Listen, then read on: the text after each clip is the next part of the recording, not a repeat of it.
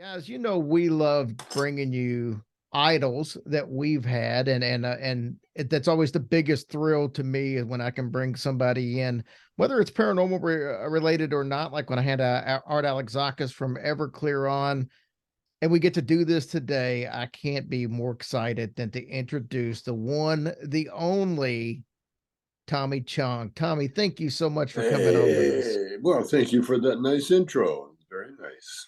Appreciate it. Obvious, Obviously, Tommy, you are a name that is known by all generations. I told my kids who were in their 20s and early 30s, hey, I'm interviewing Tommy Chong.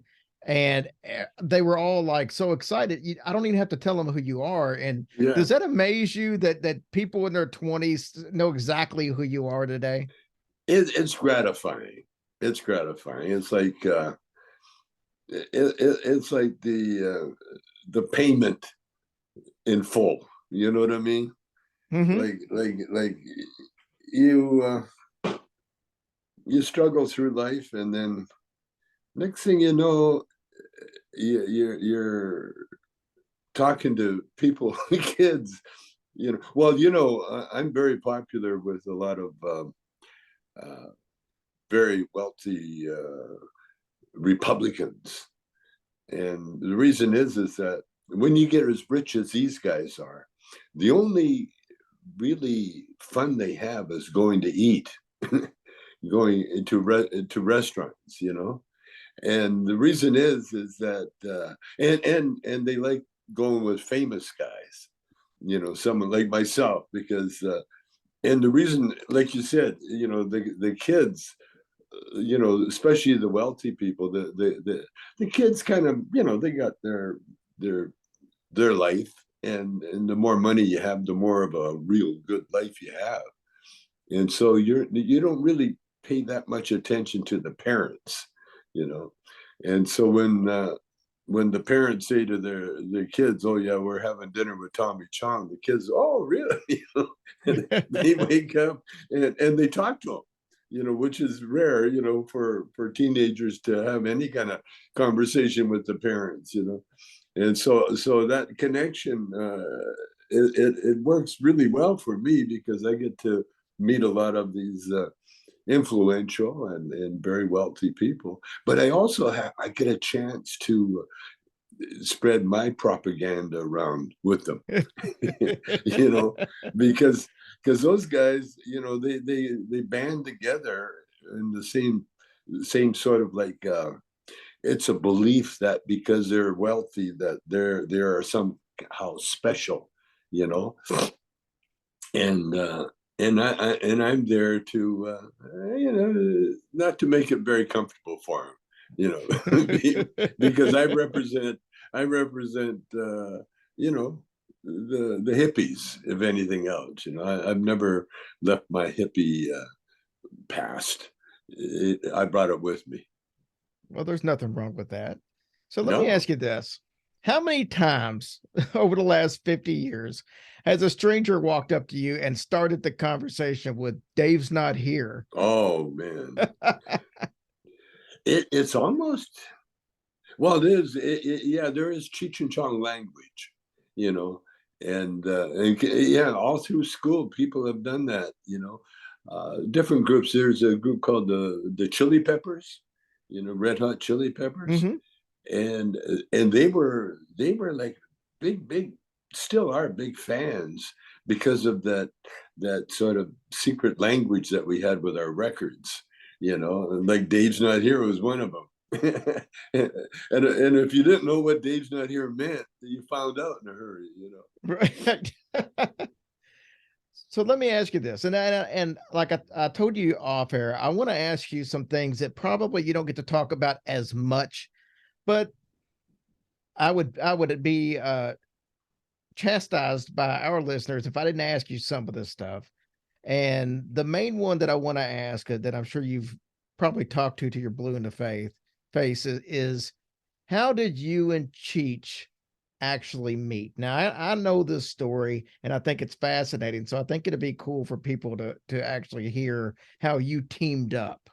Well, Cheech was in the he was a landed immigrant in Canada because of the Vietnam War. He was part of that college crowd that lost their deferments to, and we're going to be shuttled off to Vietnam to fight in a war, and so Cheech made his way up to Canada and became a landed immigrant.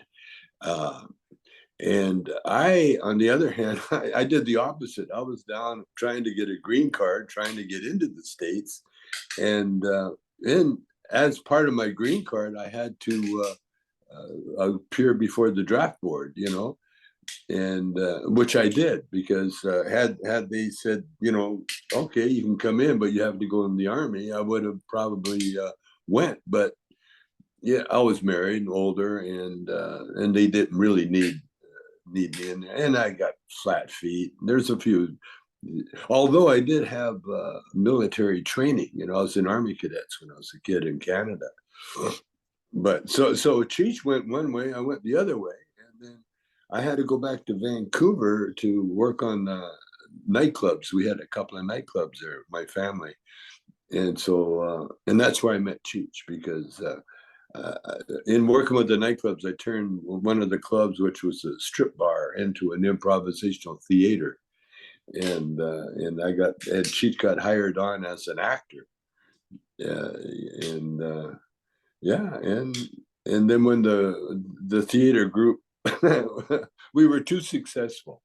We changed the strip club from a bunch of crazed biker that threw money everywhere into a well-behaved theater crowd that would count their change, packed the place, but we lost money, and so my brother fired us, and then Cheech and I stayed together and became worldwide comedians for the Tools. You see, this is another letter opener because I have fan mail, and I have to open up the fan mail, and then I found out that this bamboo makes a great joint holders, and so I'll take the bamboo like this here, carve it, and then get me a little joint,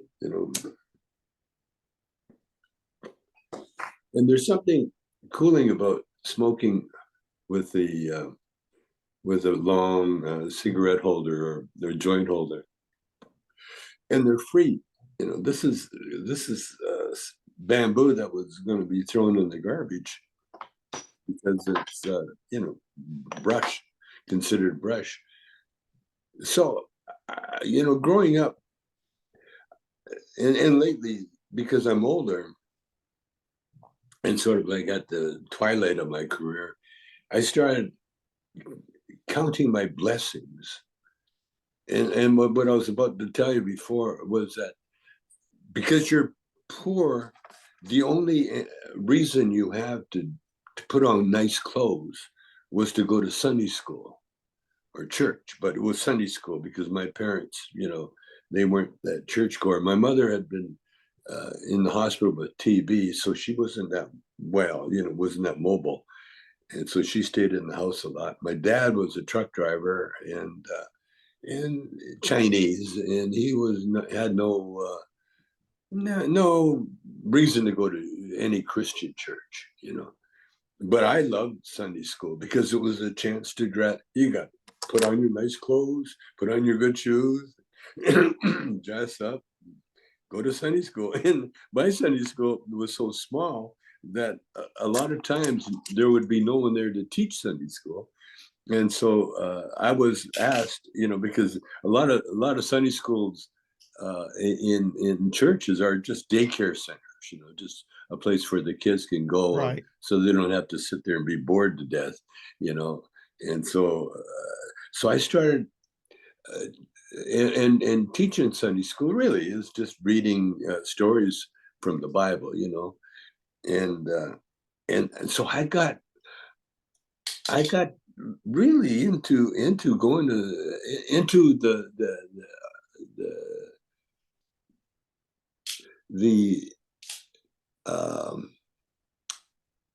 discovering, all the stories of Jesus and that, and now I understand the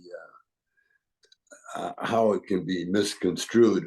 But the good news is that uh, it gave you time to sit and contemplate and think and hear about uh, spirituality. And I remember very clearly one day, it was just one of those moments, that where the teacher at the time, she showed up and she was telling us that God is everywhere, and I took it to heart. And so I remember going home, because everything was, you never got driven anywhere. You walked, you rode your bike, but at night you had to walk because you can't ride at night. And so we'd walk across the field, go to church. Coming out, I'm with my friends, and I was walking and going home, and it was a beautiful night. Stars were bright as can be and shining and everything. And I'm in my mind, I'm thinking, well, if God is everywhere, He's here. Where is He? And I kept looking into the darkness, thinking maybe God is walking with us somewhere, or He's going to appear, or and then the reason the memory strikes me so much is that I remember saying to myself, well, God, if you're here, where are you? Where are you? You know? And then I looked up into the night sky. And it was when you're up in Canada near the North Pole, when it's clear, you're like in the middle of the Milky Way. You're not just part of the Milky Way, you're in the middle. And all the stars are so bright, and the galaxies and the comets and the meteorites were just hanging over my head. It was so bright. It was so bright that, you could basically see where you were going. And it just as bright as can be. And it was like God saying, here I am. You want to know where God is? Take a look. This is the heavens. And so I've always had that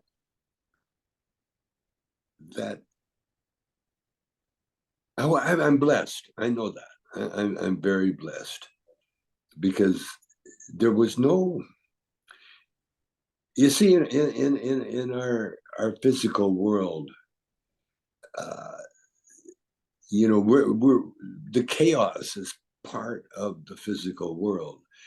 The fighting, the arguments, the cruelty, all that is part of the physical world. And it's here for a reason. We're here for a reason. We're here to learn. And you only learn from your mistakes. You never learn from your triumphs. You learn that, oh, it's a nice feeling to be number one. Oh, it's a nice feeling for a brief moment. And then all of a sudden, the next, what's next? You've done that. You see, that's why perfection, to me, it's not the answer. What the answer is, the journey. It's not arriving at the destination. That's the end. Life is a journey. And that journey is so exciting, because if you know why you're here, then you can really enjoy your life. And most of us don't know why we're here, and we can't, because it's a surprise. They want us. You learn from being having your attention, because once you see how things work, then your mind automatically starts looking for another problem to solve, or and a lot of our problems are like trying to stay comfortable. Because that's usually what we're trying to do, because that's what motivates humans. It's because we're in the physical world, we need water all the time. We need food. We need sleep. We need so many things that we need. And the idea of living in this physical planet is that that's why we are equipped with our ability to move and to feel and to grasp and to hold and, you know, that's why our bodies are so developed over the millenniums, you know, to be where we are to now. And knowing all this it can be it can be comforting more than anything, because the one thing that we as humans we're striving. If you read the holy books, you know, the idea is to become God, not worship a God, but to become, to evolve to the point where, as entities, we have the ability to evolve. There's no end to how high we can evolve. Now, I heard a story, and you can tell me if this is true or just one of those legends that comes about over years and years, that you guys, Cheech had his band, and his band came down and was supposed to be performing, and you guys were going to open up with some comedy, and you guys did so well with the comedy that y'all went on and on and on, and the band had never even performed, and that was kind of what really kicked off the tandem. Is there any truth to that at all? Well, just the logistics a little different. It was my band, because I had been in Motown. That's how I got my green card. And so when Cheech and I lost the job, you know, when my brother fired the theater group, I put a band together. I put a bass player. I got a bass player, a drummer, and piano player, and we were going to do a battle of the bands. I was putting another band back together again. You know, Cheech was going to be the singer, and so, but when we got in front of the crowd, we'd been doing comedy, and so Cheech and I started off with comedy, and the band never played. We were just too good with the comedy, and we did about an hour show, and and then we had everything was so planned with the comedy that that the band never played, and so the band, which was mostly a band called the Powder Blues Band, and they're out of Vancouver, and yeah, they never we never played a note, which was, you know, actually having a band at that time was almost like a security blanket for me, you know, because I'd been in bands all my life and never the best musician. I was always probably the worst musician, but the best organizer. You know, I could organize. Just I don't know where. Well, I guess it came from when I was 8 years old. I learned. My neighbor found out I could play guitar well enough for me to accompany him. He was a fiddle player. Oh, you know, a grown man. Uh, and so I started playing dances for parties and that when I was 8 years old, backing up the fiddle player. And so I was always a good sideman, and and and then I learned a lot from the fiddle player, especially about entertaining people. You know, just make sure. Yeah, very simple. You know, because I was only 8, 9 years old at the time, and so he just wanted me to be a steady guitar player. You know, just be the rhythm section for him, basically. And that's what I've done all my life with the guitar. I never really I you know, when you live on the farm or in the country on a farm, you become everybody because there's no one there to hire, you know. So you learn a little bit about everything, plumbing, driving. You learn how to drive a car when you're really young because, you know, when you're a young kid working in the fields, Someone needs to drive the tractor. And Right. if you can reach the pedals, that's your job, you know. And that's exactly what I did with the music. I could play the music, but I wasn't uh, enamored to the point where I did it for fun. You know, I did it to help a neighbor, and I also did it for the joy of being able to do it. You know, I found out very early the the perks that musicians get. You know, and that stayed with me. That made me something special. Even when I was in school, I'd go to school and these kids would, oh, you know, they play the accordion. Oh, let's play for the class. And he'd get up there and they'd play the little tunes, you know. In the meantime, and I had no urge. In fact, the kids I went to school with, no one knew I played music, you know, because I didn't have to show up to my peers, you know, because I was already getting paid by my neighbor to be a sideman, a real sideman. And so my whole music attitude kind of it you can't you couldn't be a kid in a band, you know, especially if you're playing, you know, dances at that. You know, you're the guitar player, you're the bass player, you're the drummer, you know, you're not a kid. You're Right. part of a band, you know what I mean? And that changed my whole attitude toward everything because you know, my musical ability ended up me playing in bands in you know, and then hitting the street because I had a choice. I was trying to get through high school and I couldn't do it. I'm too much of a dreamer. You know, my mind would just drift off into daydreams. And I was told by teachers, I was told by my mother that I had a habit of not being there, you know, just just just dreaming. And then I got to tell you too, going to Sunday school when you live in the country like I did, and it wasn't like you owned the ranch or the farm. You lived in the country because that's the rent you couldn't afford. Your parents couldn't afford much more than that.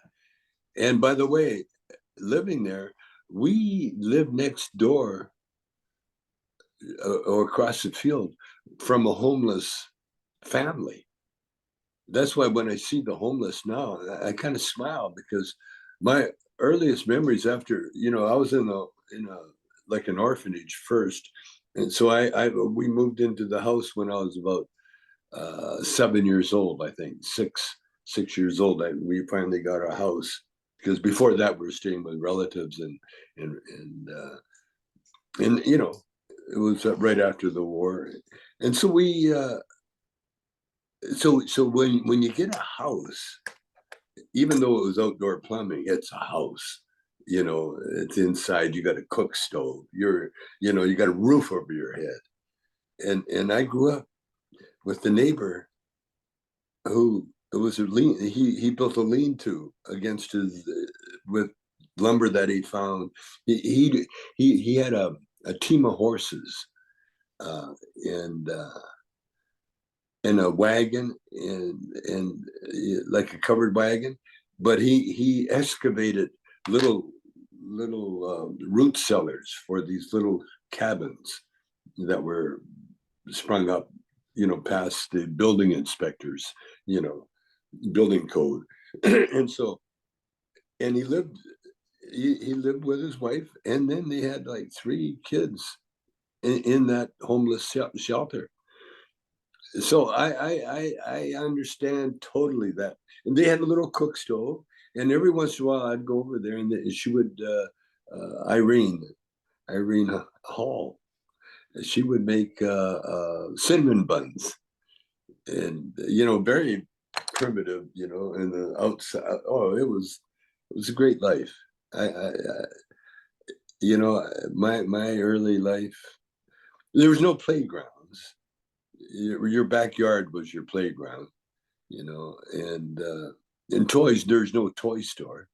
And so if I wanted a toy, I learned how to carve. My grandfather got me carving and playing with wood, and so that's what I had. We had a knife, a little hatchet maybe, and some kindling next to the wood stove. And so I would sit there and carve, and that's what I do now. I like like like I carved this letter opener, uh, and I sand it, smooth it out. It's just a great feeling I had creating things with my hands, just for myself, for the tools. You see.